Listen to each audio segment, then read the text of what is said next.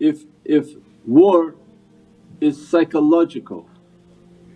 So when you don't know how shaitan is playing with people, so we'll take a church. You go into a church and you see, they say, this is Jesus, he's in a diaper and he's all bloodied. Is that respectful? Is that allowed?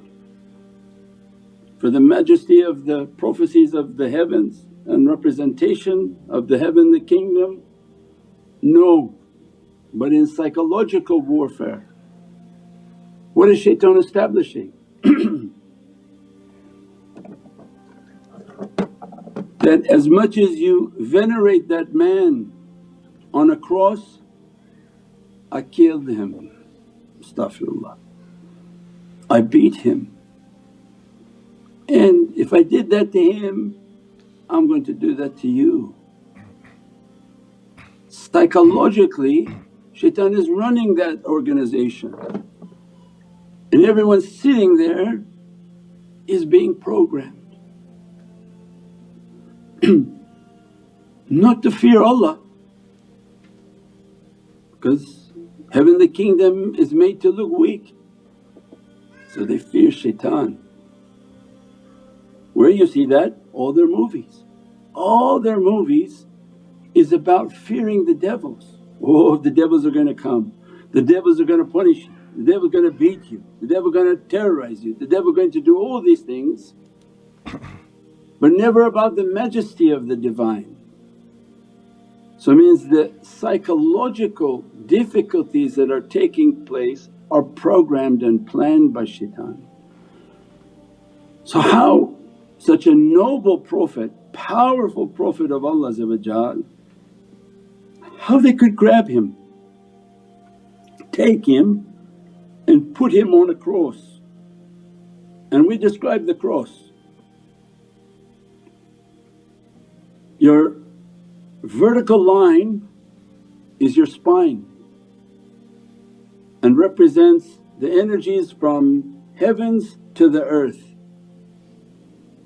Your horizontal line is the material world.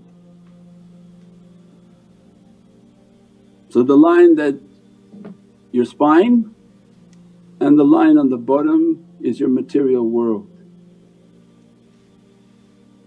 So the real image of a Prophet, his feet would be on the bottom, and they say it in their things, oh that's the satanic cross. No, that's the reality. That a Prophet comes to people, because the crucifixion means that you were taken by the dunya. The Prophet's job was to take the line that comes across your heart and takes your hands, his job was to push it down. So that this line was never on your heart, dunya never should be on your heart taking your hands, because your hands are for Allah.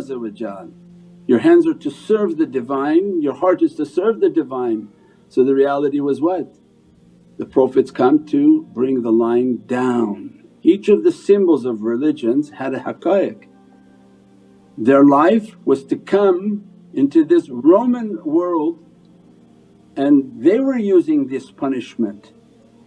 And their life was to take that line, the horizontal line, not let the servant to be destroyed by the material world and to bring it to their feet. How Allah would allow a beloved Prophet to be killed because of material desires, because that's the symbol of material desire. It's completely as a reality and haqqaiq impossible. And why Allah allow the people to touch and to grab and to try to kill a beloved Prophet of Allah. It's impossible, these realities. So what happens then is the one whom Judas who betrayed Sayyidina Isa, the face was changed and Allah made his face because of his betrayal to look like Sayyidina Isa ibn Maryam, and they grabbed him And before that Sayyidina Isa gave a teaching to his disciples that something's coming and you're going to deny me 3 times. They'll come to you, you'll deny me. They'll come to you, you'll deny me. And people say, oh, they denied him because they grabbed and they took Sayyidina Isa and they came to each of the disciples and the disciples say, no, no, we don't know who he is, pretending like they don't know who their master was. No, but the haqqaiq of that reality is that Sayyidina Isa was teaching them, it won't be me. That's why the disciples have yaqeen, there's only 12 of them. One of them sold him for money. The 11 others had a certainty, each in different darajah. As a result of the certainty, with their heart they knew, they could see through the veil that this is not Sayyidina Isa ibn Maryam, this is Judas. And that's why they say, no, we don't know this man, which is truthful because a disciple can't lie.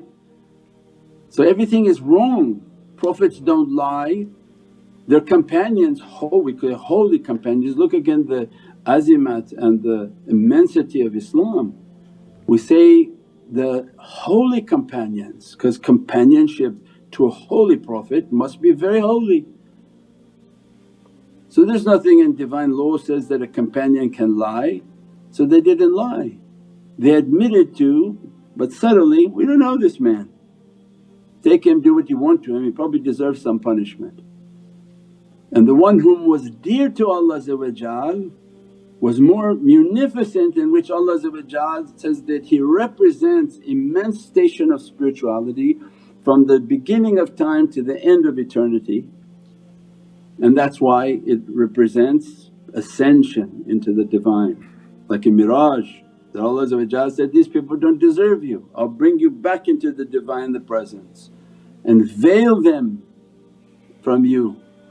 It was a test for their community, you don't want him, you wanted to destroy him. He came and destroyed your temple and Allah raised him back and brought him into a hidden reality. So who was he there for then? Was to come back for Ummatul Muhammad. His return is to come back to the nation of Prophet and to bring all nations back to Muhammadun Rasulullah. Has an immense reality, but it's not from the books that they're teaching. The Injeel of Sayyidina Isa is nowhere to be found.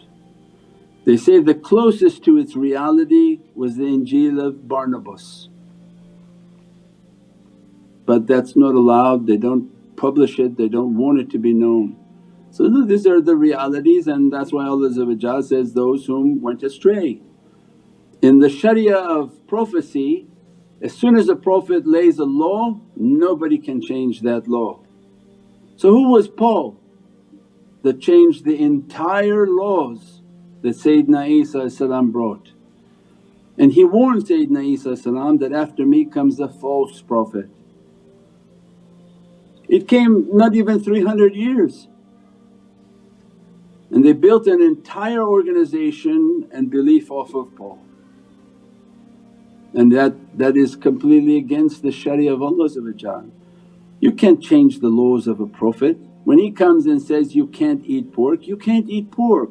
When he says, do this, do that, you have to follow the laws. Anyone who comes and changes what the Prophet made to be haram and make it to be halal, when the Prophet gave to be haram you make it halal, make it haram you make it halal, you changed everything. And Allah says in Qur'an, you can't. When He comes and says it's haram for them. When He says it's halal for them. So anyone who changes it is a false prophet. So no, there's so many different realities.